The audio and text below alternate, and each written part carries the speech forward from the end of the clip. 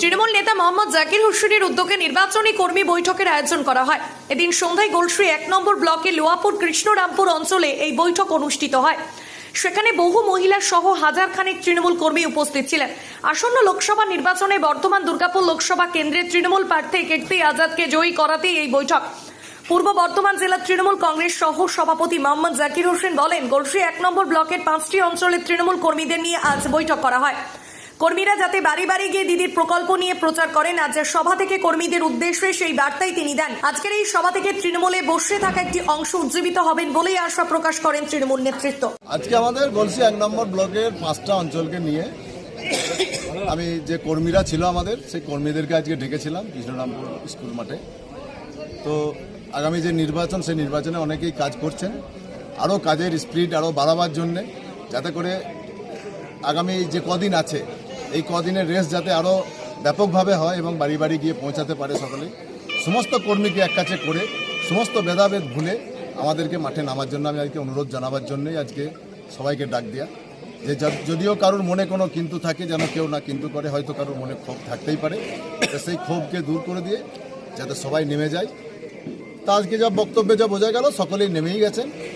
এরপরে শুধু সময়ের অপেক্ষা, তারই আমাদের ভোটের দিনের অপেক্ষা।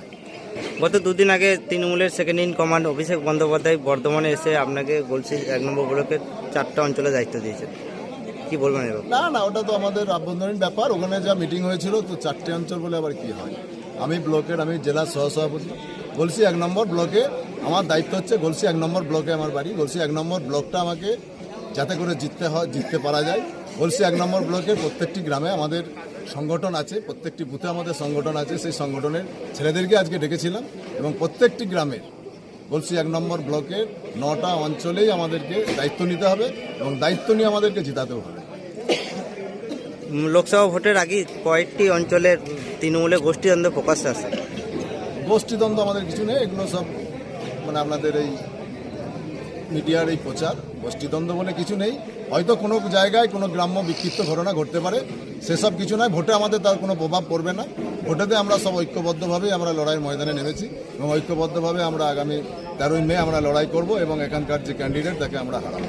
বিজেপির যে ক্যান্ডিডেট তাকে আমরা হারাবো।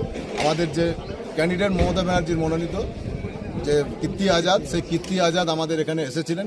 তিনি আমাদের অঞ্চল থেকেই, আমাদের যে শিব মন্দির সেখান থেকে পুজো দিয়ে তিনি বেরিয়েছিলেন। তাই আমরা এই অঞ্চল থেকে তাকে আমরা প্রতিজ্ঞা নেওয়া হলো আজকে যে সব থেকে বেশি ভোটে এই অঞ্চল থেকে লিড দেবো আমরা প্রতিজ্ঞা করলাম আজকে।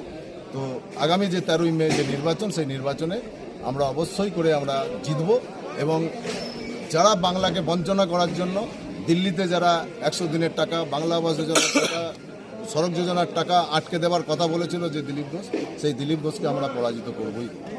আজকে এখানে কত কর্মী উপস্থিত ছিলেন? এখানে প্রায় 1000 খানেক কর্মী উপস্থিত ছিলেন আজকে। আপনার নাম? আমি জাকির হোসেন, সহসভাপতি, পূর্ব বর্ধমান জেলা তৃণমূল কংগ্রেস।